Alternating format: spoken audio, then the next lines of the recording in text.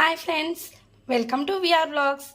ఈరోజు నేను చూపించబోయే రెసిపీ ఉల్లికారం చుక్కకూర కర్రీ. సో ఈ కర్రీకి స్పెషాలిటీ ఏంటంటే ఉల్లిపాయ కారంతో మనం చాలా రకాల రెసిపీస్ చేస్తుంటామండోయ్.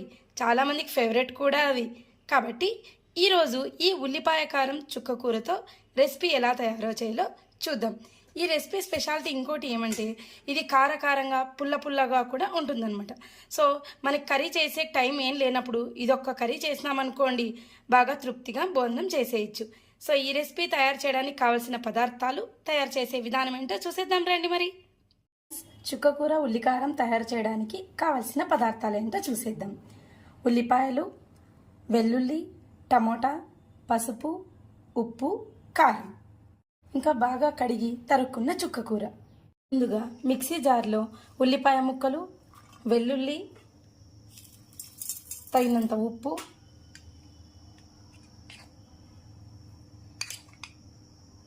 టూ స్పూన్స్ కారం వేసుకొని బాగా మెత్తగా పేస్ట్ చేసుకుందాం.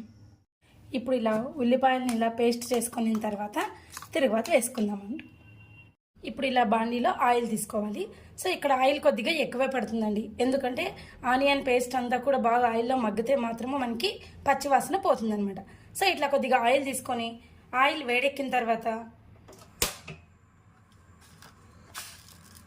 కొద్దిగా ఆవాలు, ఉద్దిబేడలు, జీలకర్ర, ఎండుమిర్చి, కరివేపాకు ఇవి వేసుకొని ఇలా కొద్దిగా రంగు మారే వరకు ఫ్రై చేసుకుందాం. ఇప్పుడు ఇలా ఆవాలు, జీలకర్ర చిటపట్లాడుతున్నప్పుడు మనం ఆనియన్ పేస్ట్ ఇందులో వేసుకుందాం.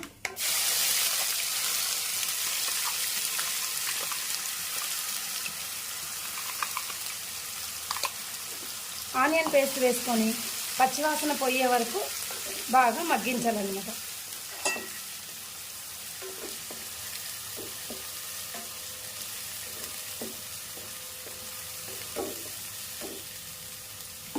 దాదాపు 5 మినిట్స్ వరకు ఇలా మూత మూస్తూ సిమ్లో పెట్టుకొని మగ్గించాలి. ఇప్పుడు ఇలా కాస్త మధ్యలో ప్లేట్ తీసి అప్పుడప్పుడు కలుపుతూ అడుగు అంటుకోకున్నట్లా బాగా పూర్తిగా మగ్గించాలన్నమాట, పచ్చివాసన పోయే వరకు. ఇప్పుడు చూడండి ఇట్లా పైనకి ఆయిల్ కొద్దిగా తేలుతూ ఉంటుంది కదా, అలా బాగా మగ్గించాలి. ఇప్పుడు ఇందులో ఒక 1/2 స్పూన్ పసుపు కూడా వేసుకుందాం.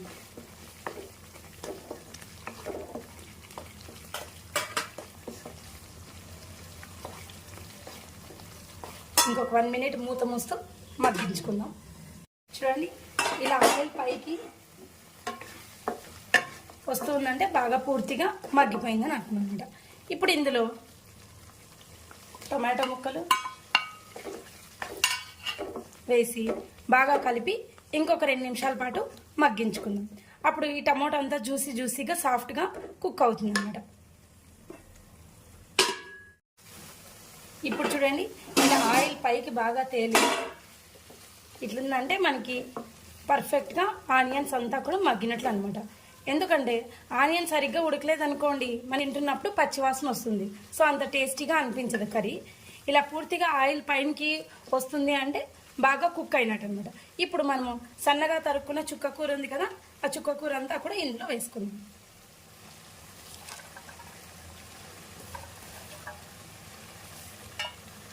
ఇప్పుడు చూడండి కూర ఎంత చక్కగా మెత్తగా ఉడికిపోయిందన్నమాట. ఇప్పుడు ఇలా బాగా కలుపుకొని చూడండి ఈ టెక్స్చర్ రావాలన్నమాట మనకి. ఇప్పుడు ఎంత రుచిగా ఉండే మనకి ఉల్లికారం చుక్కకూర కూర రెడీ అయిపోయింది. ఇప్పుడు దీన్ని స్టవ్ ఆఫ్ చేసి సర్వింగ్ బౌల్లోకి సర్వ్ చేసుకుందాం. ఇప్పుడు ఈ కర్రీని సర్వింగ్ బౌల్లోకి సర్వ్ చేసుకుందాం. ఇప్పుడు ఎంతో టేస్టీగా ఉండే పుల్లగా కారకారంగా ఉండే ఉల్లికారం చుక్కకూర కూర రెడీ అయిపోయింది అనమాట. ఫ్రెండ్స్, ఇలాంటి మరెన్నో ఇంట్రెస్టింగ్ అండ్ ఈజీ రెసిపీస్తో మీ ముందుకు వస్తాను. రెసిపీ నచ్చినట్లయితే లైక్ చేయండి, నా ఛానల్ని సబ్స్క్రైబ్ చేయడం మాత్రం మర్చిపోకండోయ్. అలాగే మీ ఫ్రెండ్స్ అండ్ రిలేటివ్స్కి ఈ రెసిపీని షేర్ చేయండి. Thank you friends, thank you for watching.